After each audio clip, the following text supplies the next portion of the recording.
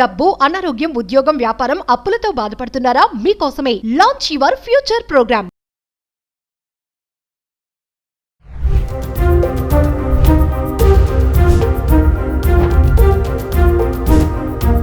నమస్తే, welcome back to Suman TV. ప్రస్తుతం మనతో పాటు ఉన్నారు పబ్లిక్ స్పీకర్ రజనీరమ్మ గారు.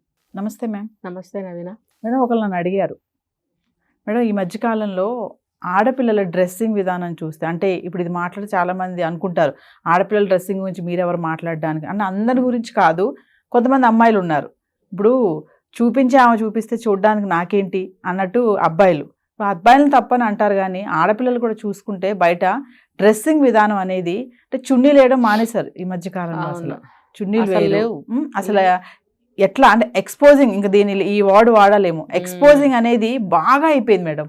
అంటే ఎంత చూపిస్తే అంత ఫ్యాషన్ అనమాట. ఇప్పుడు అది ఎక్స్పోజింగ్ అనొచ్చేమో మరి ఇక్కడ అబ్బాయిలు కూడా చాలా ఇబ్బంది పడుతున్నారు. ఇంతకుముందు అబ్బాయిలు ఏంటంటే అంటారు కదా, ఇంకా పదం ఏంటంటే సొంగ కార్చుకుంటారు అంటారు, కానీ ఇప్పుడు అలా లేరు అబ్బాయిలు భయపడుతున్నారు ఇప్పుడు అమ్మాయిలను చూసి. అమ్మాయిలు ఎలా తయారవుతున్నారు, ఎక్స్పోజింగ్ ఎక్కువైపోయింది. దీని గురించి ఏం చెప్తారు మేడం? నేను నిన్న ఒక సినిమా చూసా. అంటే ఇవిడ సినిమాలు బాగా చూస్తుందా అంటే కాదు, కొన్ని టైటిల్స్ డిఫరెంట్గా ఉన్న మూవీస్ నేను లైక్ చేస్తాను. నేను మూవీస్ చూసేది చాలా తక్కువ.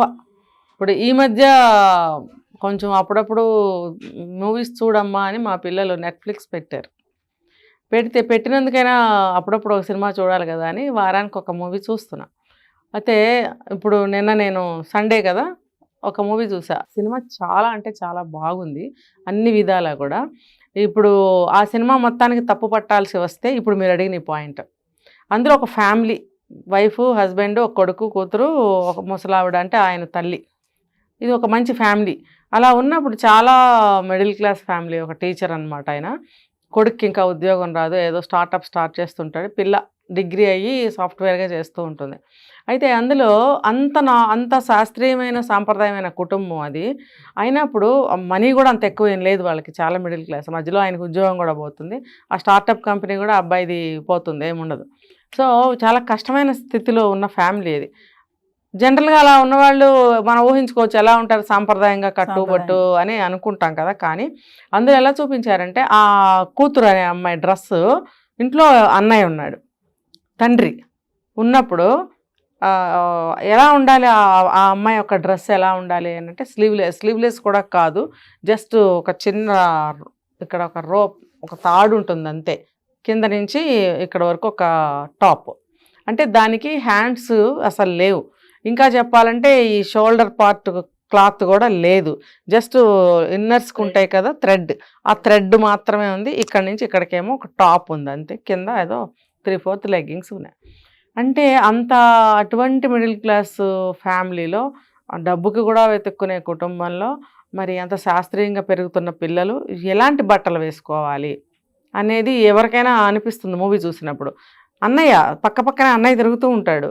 తర్వాత ఇంట్లో నాయనమ్మ ఉంది, పెద్ద ఆవిడ ప్రతిదానికి అబ్జెక్ట్ చేస్తూ తిడుతూ అందరినీ కంట్రోల్ చేస్తూ ఉండే క్యారెక్టర్ ఆవిడది. మరి ఆ చేస్తున్నప్పుడు ఆవిడ కూడా ఇంట్లో అబ్జెక్ట్ చేయలేదు ఆ డ్రెస్కి. తల్లి చాలా సాంప్రదాయంగా చీర కట్టుకుని, పెద్ద జడేసుకుని, పెద్ద బొట్టు పెట్టుకుని ఆవిడ ఉంది. అందరూ సాంప్రదాయంగానే ఉన్నప్పుడు మరి ఆ అమ్మాయి డ్రెస్ని ఎందుకు అబ్జెక్ట్ చేయలేదు? ఇంకా అన్నయ్య చాలా సన్నిహితంగా ఉంటూ ఉంటాడు, ఏమే అంటూ మీద చేస్తూ చెల్లెలతో చాలా నార్మల్గా క్లోజ్గా ఉంటుంటాడు. అంటే ఎదిగిన ఒక అమ్మాయి అబ్బాయి ఇంట్లో అలా ఉండొచ్చా అంటే నాకు తెలియదు, ఆ సినిమా వాళ్ళని అడగాలి మనం. అది చూసి కదా ప్రతి ఇంట్లో నేర్చుకుంటున్నారు. నాకు తెలిసి ఒక ఇంట్లో 2 అన్నయ్యలు, ఒక చెల్లెలు ఉన్నారు. ఉన్నప్పుడు ఆ అమ్మాయి కూడా ఇలా కాకపోయినా మామూలుగా డ్రెస్లే వేసుకుని అన్నయ్య చుట్టూ నడుం చుట్టూ చేయవేయటం, ఆ అబ్బాయి కూడా నడుం చుట్టూ చేయటం, కాలు ఎత్తి ఒకళ్ళనొకళ్ళు వెనకాల తన్నుకోవడం అనేది చేస్తున్నారు. అంటే ఇలాంటి సినిమాలు చూసే కదా. డ్రెస్ ఏది వేసినా అది అనవసరం, బిహేవియర్ ఎలా ఉంటుంది అంటే మూవీస్ ఎఫెక్ట్ అని అంటున్నారు. చాలా అంటే చాలా. అది మిడిల్ క్లాసా, లోయర్ మిడిల్ క్లాసా, అప్పర్ క్లాసా అనేది లేదు. అందరము అలాంటి బట్టలే వేసుకోవాలి అనే ఆచారం అయిపోయింది. ఆచారం అయిపోయినప్పుడు సినిమాలో అన్నా చెల్లెళ్ళు అంత క్లోజ్గా ఉన్నారు అంటే అంత ప్రేమ అన్నట్టు.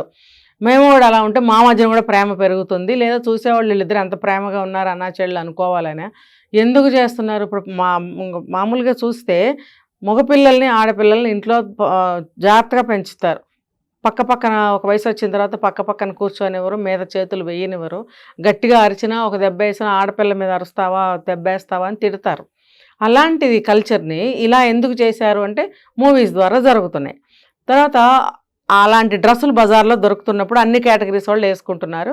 ఇంకా మీరు చెప్పినట్టు ఎక్స్పోజింగ్ డ్రెస్సులే వస్తున్నాయి. అంత మిడిల్ క్లాస్ ఫ్యామిలీలో ఆ అన్నగారి పక్కన తండ్రి పక్కన ఆ ఎక్స్పోజింగ్ బట్టలు ఆ అమ్మాయి వేసుకుని తిరుగుతుంది. దట్టు ఆ అమ్మాయి లివ్ ఇన్ రిలేషన్షిప్లో ఉందట, ఆల్రెడీ ప్రెగ్నెన్సీ వచ్చింది ఆ అమ్మాయికి. ఆ ఫ్యామిలీ ఏంటి, వీళ్ళు చేస్తున్న పనులు పోకడలు ఎలా ఉన్నాయి చూడండి. మ్యాచ్ అయినాయా ఎక్కడన్నా మీకు? అంటే అలా ఎందుకు చూపిస్తున్నారు మూవీస్లో? అలా చూపిస్తున్నారు కాబట్టి అన్ని క్లాసెస్ వాళ్ళు కూడా అవి ఫాలో అయిపోతూ వాళ్ళ ఇంటి స్థితిగతులు దృష్టిలో పెట్టుకోవట్లా. ఎలాంటి బట్టలు కావాలంటే అలాంటి బట్టలు వేసేసుకుంటున్నారు. ఇంట్లో వాళ్ళు కూడా ఫ్యాషన్ అనుకుంటున్నారు.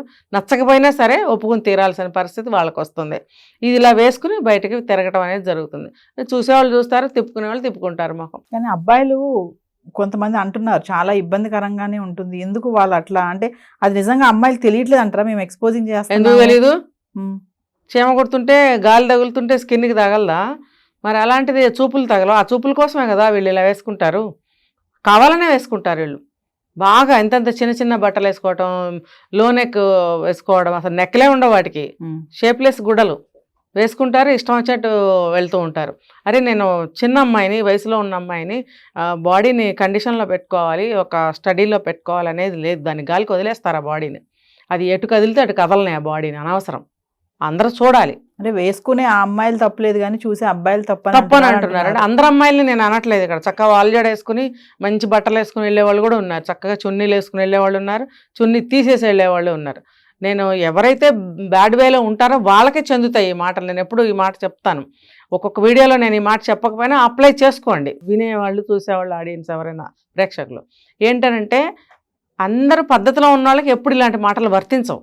ఎవరైతే ఉండరో వాళ్ళకి వర్తిస్తాయనేది అండర్స్టూడ్గా ఉండాలి. అంతేగాని అబ్బా అందరిని అనేసారు మీరని కామెంట్స్లో మీరు గోల్ చేస్తే దానికి నేనేం చేయలేను.